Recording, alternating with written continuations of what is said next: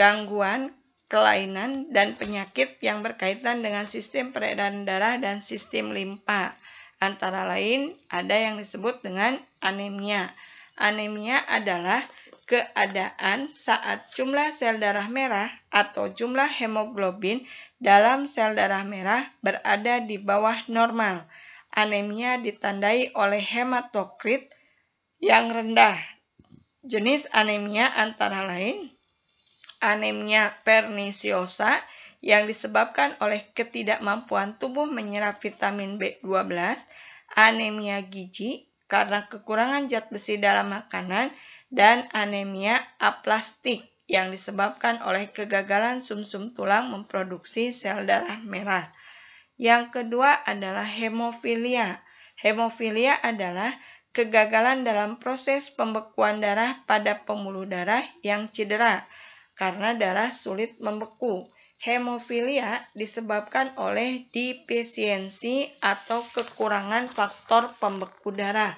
Sekitar 80% disebabkan oleh kelainan genetik atau penyakit keturunan.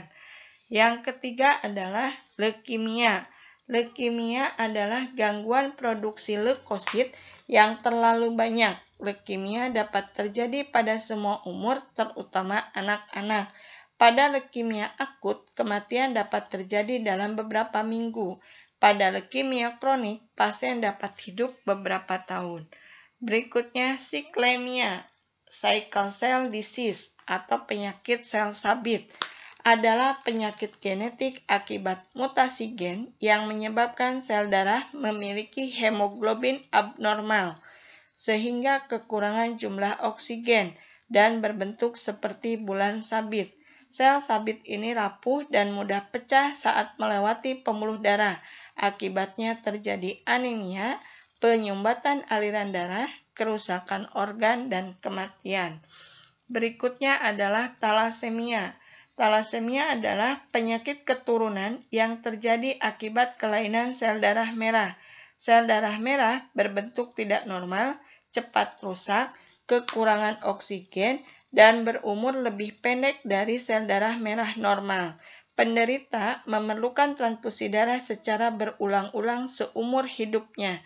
Penderita menjadi pucat, pusing, lemah, letih, sesak napas, sulit tidur, dan warna kulit yang menghitam. Akibat zat besi dari sel darah yang hancur tidak dapat dikeluarkan dari tubuh. Berikutnya, hipertensi. Hipertensi adalah tekanan darah arteri meningkat hingga di atas normal, misalnya di atas 140 mmHg, sistolnya 99 mmHg, diastolnya. Hipertensi dapat mengakibatkan pecahnya pembuluh darah dan stroke, tersumbatnya arteri otak. Yang berikutnya, hipotensi adalah tekanan darah arteri menurun hingga di bawah normal. Misalnya, kurang dari 90 untuk sistol, kurang dari 60 untuk diastol. Penyebab hipotensi yaitu kehamilan, berbaring terlalu lama karena sakit, konsumsi obat pelangsing yang berlebihan, dan dehidrasi. Berikutnya, arteriosklerosis, penyakit degeneratif arteri yang menyebabkan sumbatan bertahap sehingga mengurangi aliran darah. Di bawah lapisan dalam arteri terdapat plak-plak lemak. Hal tersebut dapat disebabkan oleh kolesterol yang teroksidasi, radikal bebas, tekanan darah tinggi, homocysteine, bahan kimia yang dibebaskan dari sel lemak, dan bakteri atau virus perusak dinding pembuluh darah.